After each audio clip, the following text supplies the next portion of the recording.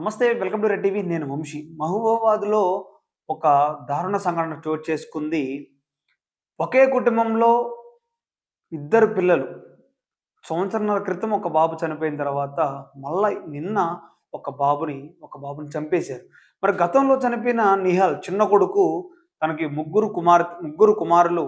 మరి గతంలో అంటే సంవత్సరం క్రితం నిహాల్ అనే వ్యక్తి ఆ బాబు సంపులో పడి చనిపోయినట్టుగా తెలిసింది. సో, అది అతిగా ఎవరు గుర్తించలేదు. అనుకోకుండా దాంట్లో పడి చనిపోయినట్టుగా తెలిసింది. మరి అంతకు ముందు జరిగిందేందంటే అంటే 9 రోజుల క్రితం తను చనిపోయే 9 రోజుల క్రితం ఒకసారి అలానే ఆడుకుంటూ సంపులో పడి కింద పడినట్టుగా చూసి వాళ్ళ నానమ్మ గుర్తించి ఆ బాబుని కాపాడే ప్రయత్నం జరిగింది. మరి అదే 9 రోజుల తర్వాత అదే సంపులో తను నిహాల్ అనే వ్యక్తి చిన్న బాబు పడి చనిపోవడం జరిగింది. మరి దాన్ని ఆడుకుంటూ ఎవరు లేని సమయంలో జరిగింది కాబట్టి ఎవరు దాన్ని అంతగా పట్టించుకోలేకుండా పోయారు. అంటే ఇది హత్యగా ఎవరు అనుకోలేదు. సో, నిన్న జరిగిన సంఘటన మనీష్ పెద్ద కుమారుడిని ఉరివేసి మరి అంత కిరాతకంగా అంత చిన్న పిల్లగాల్ని చంపాల్సినంత అవసరం ఎవరికొచ్చిందసలు? అంత అవసరం ఏముంది?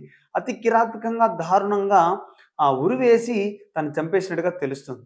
మరి ఈ సంఘటనంతా మనం చూస్తా ఉంటే ఈ 2 ఫస్ట్ చనిపోయిన నిహాల్ అండ్ మనీష్ అన్నదమ్ములది గూడా హత్యే ఖచ్చితంగా కావాలని ఈ దుండగులు కావాలని ఒకటే కుటుంబంలో ఇద్దరిని చంపేయడం జరిగింది. మరి బంధువులు చేశారా? కుటుంబ సభ్యులు చేశారా? తెలిసిన వాళ్ళు చేశారా? పక్కన వాళ్ళు చేశారా? అనేది పోలీస్ దర్యాప్తులో మనకు తెలియాలి. మరి ఇవన్నీ చూస్తుంటే అంటే తను ఆ టైంలో తిని పండుకున్న తర్వాత ఏమైంది? ఎవరు లేని సమయంలో ఎవరు మనిషిని చంపేశారు? అసలు పూర్తి వివరాలకు ఒకసారి వెళ్దాం మనం. రైట్. నారాయణపురానికి చెందిన ఉపేందర్, శిరీషకు ముగ్గురు కుమారులు. చిన్న కొడుకు నిహాల్ సంపులో పడి మృతి చెందినట్టుగా చెప్తున్నారు. మరి అంతకు ముందులే 9 రోజులు ఇందాక చెప్పినట్టు 9 రోజుల క్రితం అదే సంపులో ఒకసారి పడి కాలు జారి కింద పడిన తర్వాత వాళ్ళ నాయనమ్మ తనని కాపాడే ప్రయత్నంలో జరిగింది. కాపాడారు. సో, అప్పుడు సేఫ్ అయినట్టు తెలిసింది. అదే 9 రోజుల తర్వాత నిహాల్ మళ్ళా దాంట్లోనే పడి మృతి చెందినట్టుగా తెలిసింది. మరి దీన్ని ఎవరు హత్యగా గుర్తించలేదు. ఎందుకంటే ఆడుకుంటూ మళ్ళా అప్పట్లాగా పడ్డాడేమో అని ఎవరు గ్రహించలేదు.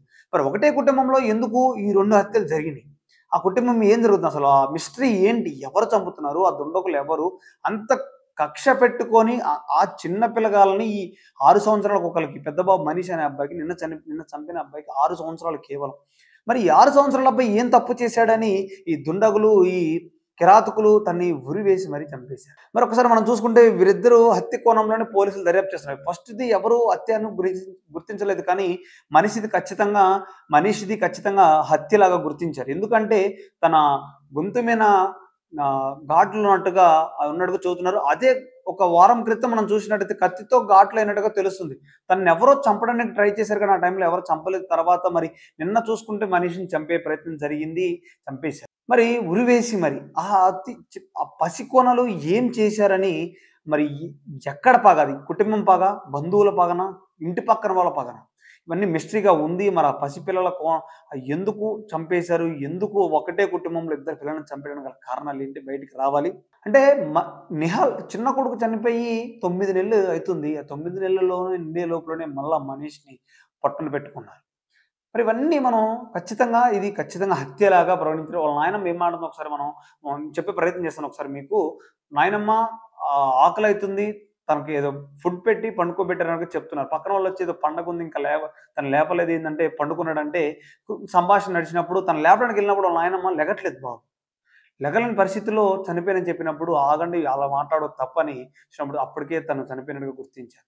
అంటే తన గొంతు మీద ఘాట్లున్నట్టు ఉరి వేసినట్టుగా అక్కడ కనిపిస్తుంది. అంటే కేవలం ఇది తెలిసిన వాళ్ళు మాత్రమే చేసుండొచ్చు అన్నట్టుగా పోలీసులు దర్యాప్తు చేస్తున్నారు. మరి ఆ తల్లి ఆవేదన, ఆ ఇద్దరు పిల్లలు సంవత్సరం కూడా గడవలేదు. ఒక చిన్న బాబుని కోల్పోయి మళ్ళీ అదే కుటుంబంలో పెద్ద బాబుని కోల్పోయినట్టుగా తెలుస్తుంది. మరి ఎవరు వీళ్ళ మీద అంత కక్ష పెట్టుకొని ఒకళ్ళ తర్వాత ఒకళ్ళని చంపేస్తున్నారు? ఎందుకు సంవత్సరం గ్యాప్‌లోని తల్లి కడుపుని కోత ఎవరు తీరుస్తారు?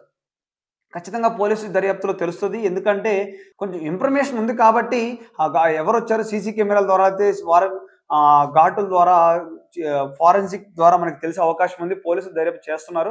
ఖచ్చితంగా ఈ మిస్టరీ అనేది బయట పడతది. ఎందుకంటే ఈ మిస్టరీ ఎప్పటిది కాదు 9 నెలలు జరిగిన క్రితం. అంటే నిహాల్ చనిపోయినప్పటి నుంచి ఈ మిస్టరీ అలా సాగుతూనే ఉంది. మనీష్ మీద కత్తితో దాడి చేసినట్టు కూడా, కత్తి ఘాట్లు ఉన్నట్టు కూడా చెప్తున్నారు. మరి అప్పుడు తప్పించుకున్న మనీష్ మళ్ళా ఒక్కసారి ఆ దుండగుల చేతిలో చనిపోయినట్టు. మరి పోలీసులు దీన్ని సవాల్‌గా తీసుకోవడం జరిగింది. ఈ చిన్నారులు అనుకున్న మిస్టరీ ఏంటి? ఈ పసికందులను చంపేంత అవసరం ఎవరికి వచ్చింది? ఏంటి అనేది మిస్టరీ అంతా బయటపెట్టే ప్రచారం దర్యాప్తు జరుగుతుంది. ఆ ఇంటరాగేషన్‌లో మనకి పూర్తి వివరాలు తెలియబోతున్నాయి. Thank you.